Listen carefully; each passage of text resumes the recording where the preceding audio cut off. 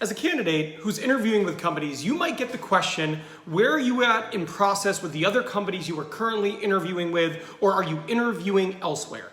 And a person asked me, Ben, do companies look down on candidates who are looking at multiple opportunities at the same time? In today's video, I'm gonna answer that question. Let's go. So this is a very common question people have. The person who asked me this question is in the process of interviewing, and he's interviewing with a few different opportunities. And one of them asked if he was interviewing elsewhere.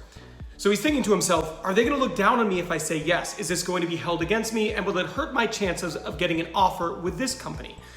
So I'm gonna start talking about this in two ways, because I think there are really only two ways to look at this. Now, the first way is they might, yes, actually dislike it. So some hiring managers, some HR people, recruiters have the idea that if you are interviewing with their company, you should really want that role and be focused on it. And they might actually be off-put by the fact that you're looking at multiple different opportunities at one time. Here's my take on that. That is both unrealistic and unfair. For them to have the viewpoint that you should only look at their opportunity while they interview 3, 4, 5, 6 candidates at the same time is completely unrealistic. It is backwards, and it is the wrong way to view hiring.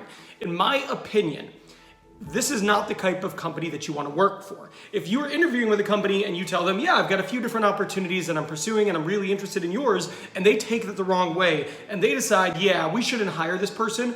Meanwhile, they're going to interview another person this afternoon, another person tomorrow, and maybe another person after that. They're unrealistic, unfair, and I wouldn't expect that to change if you do decide to become an employee with them. So I'd probably move past this. And let's look at the second way that this could possibly be viewed by a candidate. Now, the second way, and the more fair and accurate way to view this, is they just want to know where they stand with you. They want to know if you are looking at multiple companies and if they need to adjust. Do they need to move quicker? Do they need to accelerate their process to have a better chance of landing your services?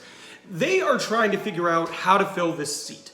And ultimately, if they put all their eggs in your basket while you are viewing multiple opportunities, they need to know that. That way they can interview other candidates, or they can move quicker in case they lose out on you as a candidate. So in most instances, most companies, the way I have viewed this, the way many of my clients have viewed this over the years, is it's not a bad thing. It is a reasonable thing once you start looking to look at a variety of options. However, if that's the case, we need to move quicker, especially if you were a great candidate. If you were a great candidate, they are asking you this for one reason and one reason alone.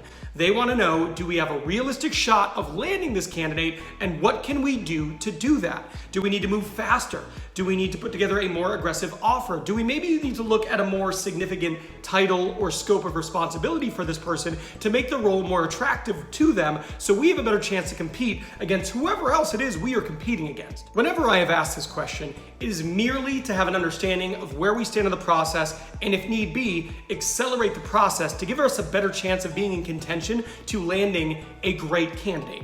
So my final thought here is, if any company is asking this and they are holding it against you and they don't want to hire you because you, like them, are entertaining multiple options, you don't want to work there, and you're better off if they don't move forward with you as a candidate. Now, this video is done, but I want you to watch this one. This one details all the different types of questions you might get as a candidate in the hiring process. A lot of people think, oh, I'm gonna go in there, I'll prepare for some of the common questions, but they don't prepare for some of the ones that are highly impactful. Behavioral interview questions, negative prompt questions. If you wanna know how to answer all of them, watch this video.